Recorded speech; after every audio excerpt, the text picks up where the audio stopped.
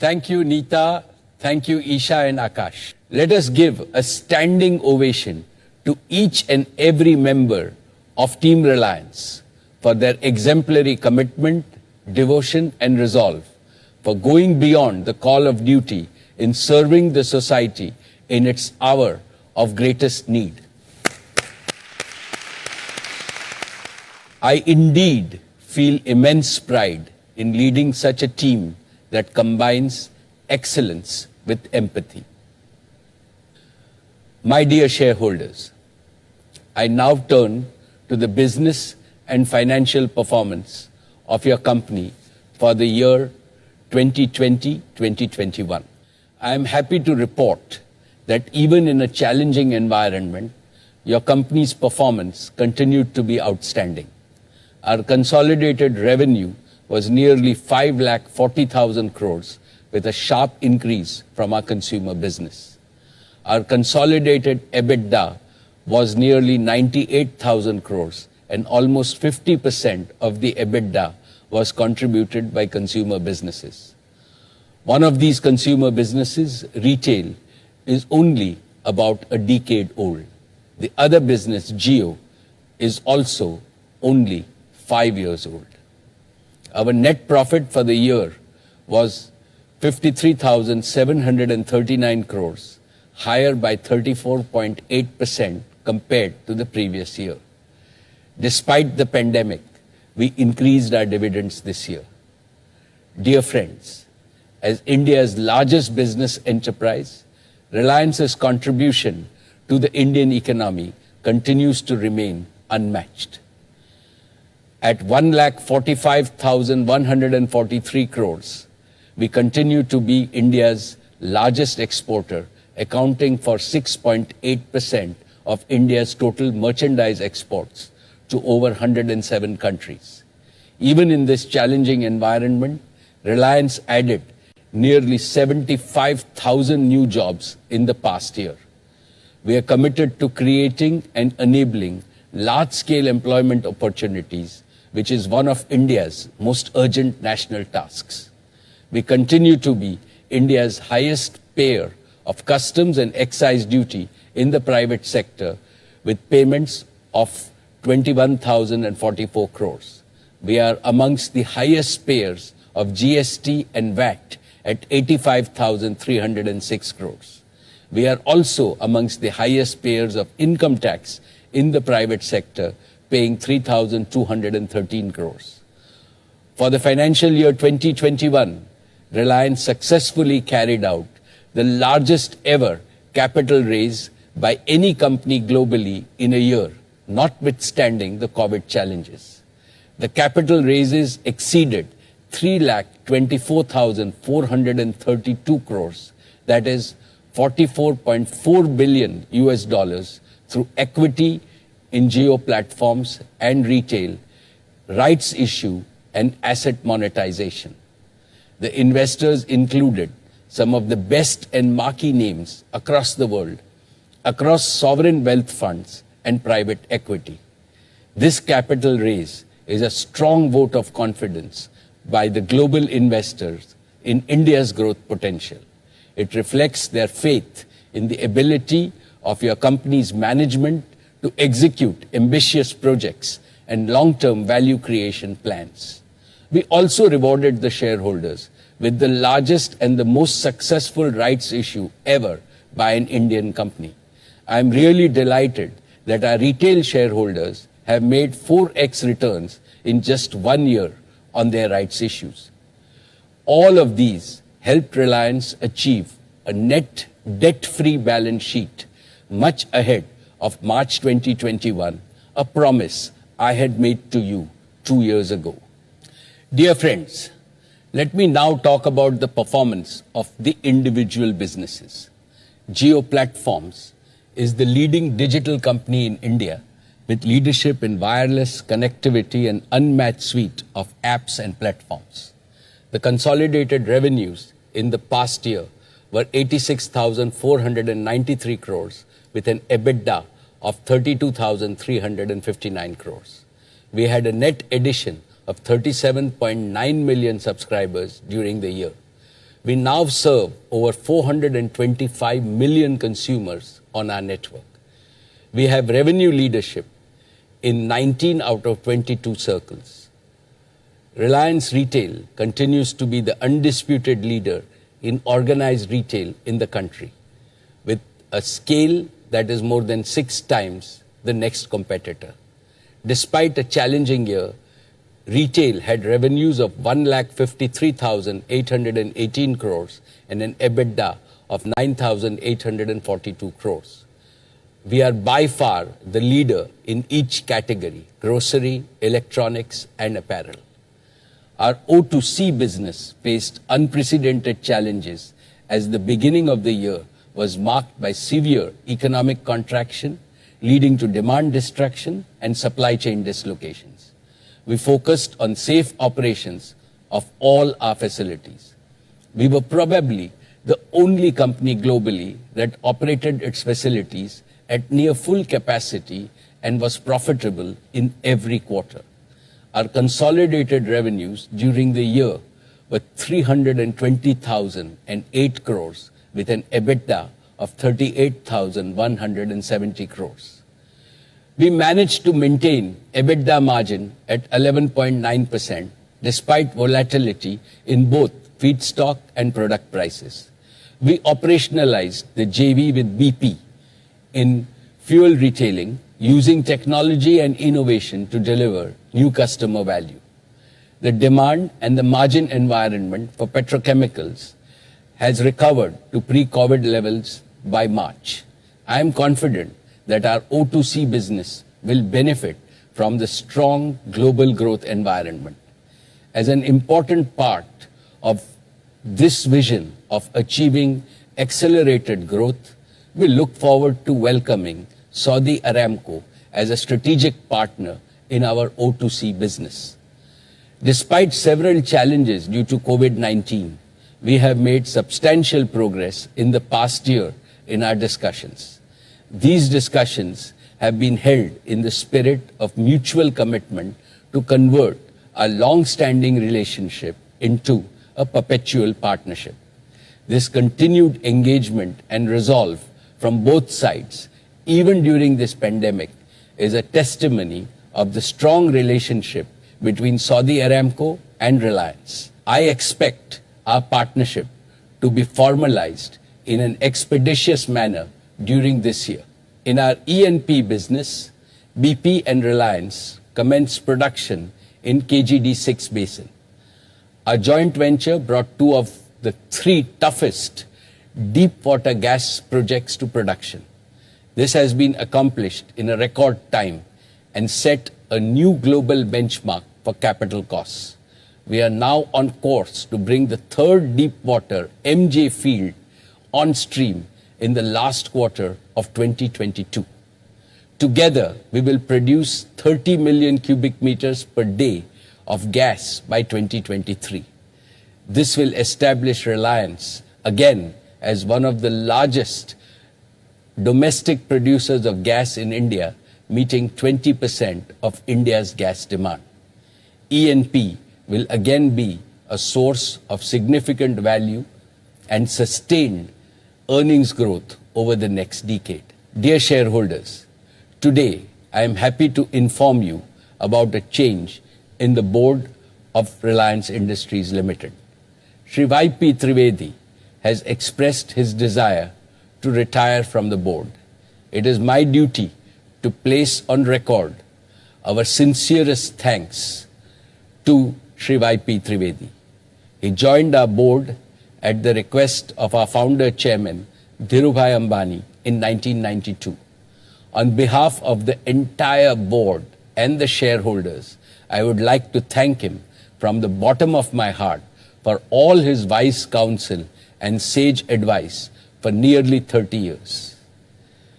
YP Uncle, we wish you continued good health and happiness. You are now 92 years young. May God bless you to become a Satyushi, a centurion, and all of us in your Reliance family will celebrate that day together. I am delighted and privileged to welcome His Excellency Yasir Al Rumayyan, Chairman of Saudi Aramco and the Governor of the Public Investment Fund, to join the board of Reliance Industries Limited as an independent director. He is one of the most renowned names in energy, finance, and technology globally. I am sure that we will immensely benefit from his rich experience of running one of the world's largest companies and also one of the largest sovereign wealth funds in the world. His joining our board is also the beginning of internationalization of Reliance. You will hear more about our international plans in the times to come. Dear shareholders, last year I had shared with you our vision to create the next big value creation engine for Reliance and India, our new energy and new materials business. I had also announced our 15-year commitment to become net carbon zero by 2035. Today, I am happy to present to you our ambitious strategy and roadmap for implementing this vision. The world is entering a new energy era, which is going to be highly disruptive. The age of fossil fuels, which powered economic growth globally for nearly 3 centuries, cannot continue much longer. The huge quantities of carbon it has emitted into the environment have endangered life on Earth. Our world has only one option: a rapid transition to a new era of green, clean, and renewable energy.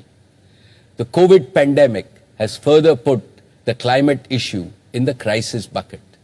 Therefore, the global new energy agenda needs to move from dialogue to action, from commitment to urgent implementation on the ground. In reality, it is not enough to be carbon neutral.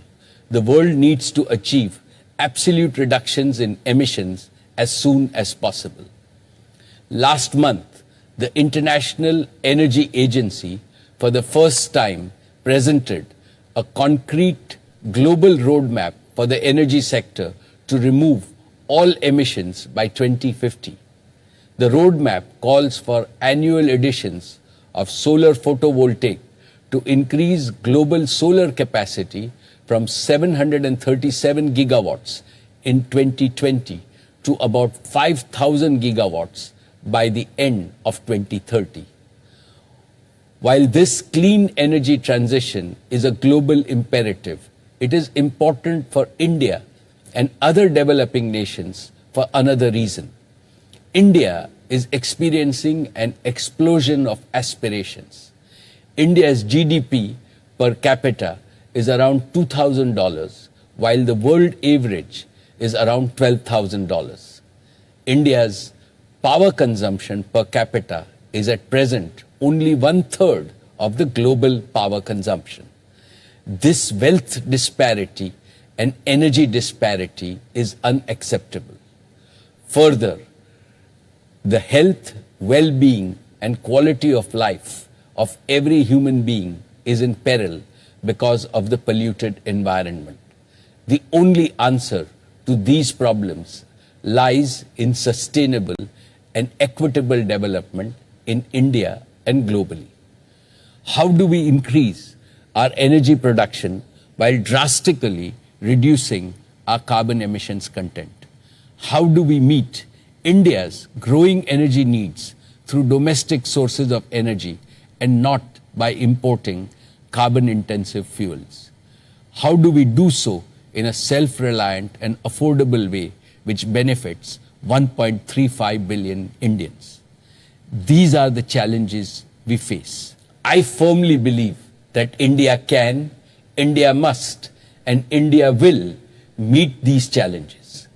Friends, today I would like to make 3 affirmations. First, as one of the biggest energy markets in the world, India will play a leading role in transforming the global energy landscape. Second, as a company always focused on growing businesses of the future, Reliance will provide leadership on the combined strength of our balance sheet, talent, technology, and proven project execution capabilities. Third, Reliance will make its new energy business a truly global business. In 2016, we launched Jio with the aim of bridging the digital divide in India. Now, in 2021, we are launching our new energy business with the aim of bridging the green energy divide in India and globally. And we will do it like we have always done by getting our first principles right. First, through hyper integration, by integrating scientific knowledge with continuous technological innovation to build and operate truly integrated systems that deliver hyper performance.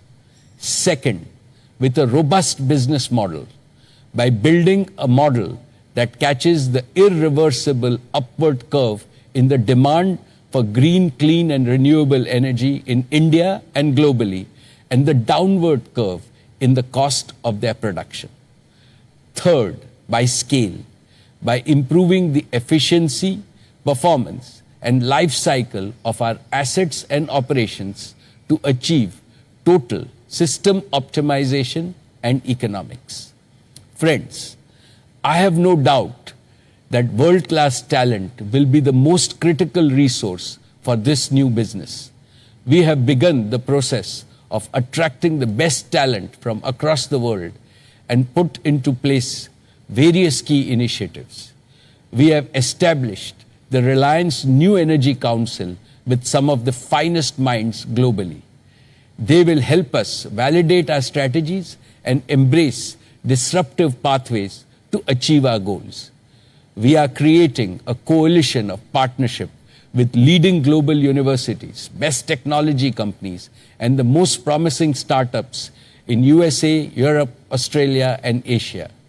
In addition, we shall leverage our existing strengths and digitization and platforms and large-scale manufacturing.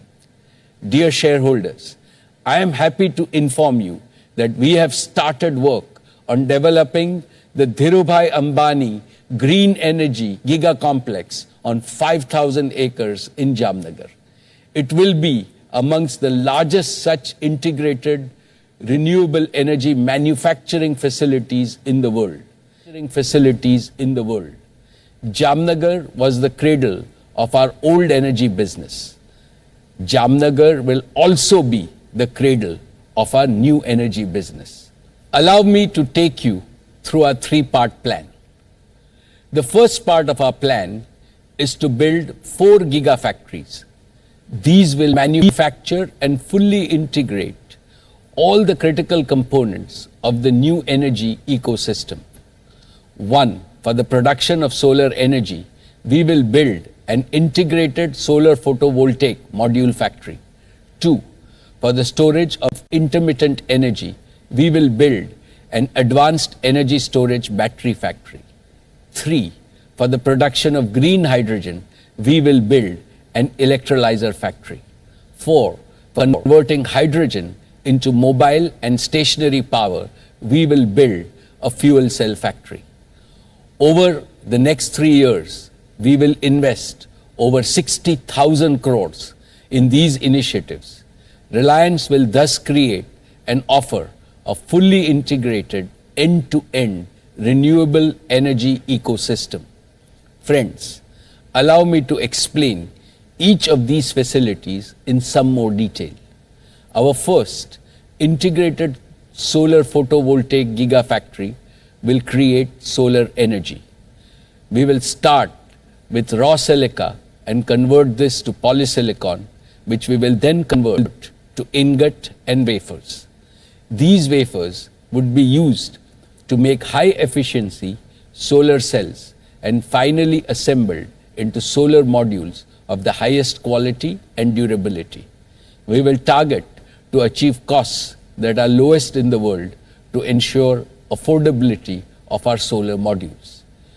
We are highly inspired by the goal set by our Prime Minister, Shri Narendra Modi ji, for India to achieve 450 gigawatts of renewable energy capacity by 2030.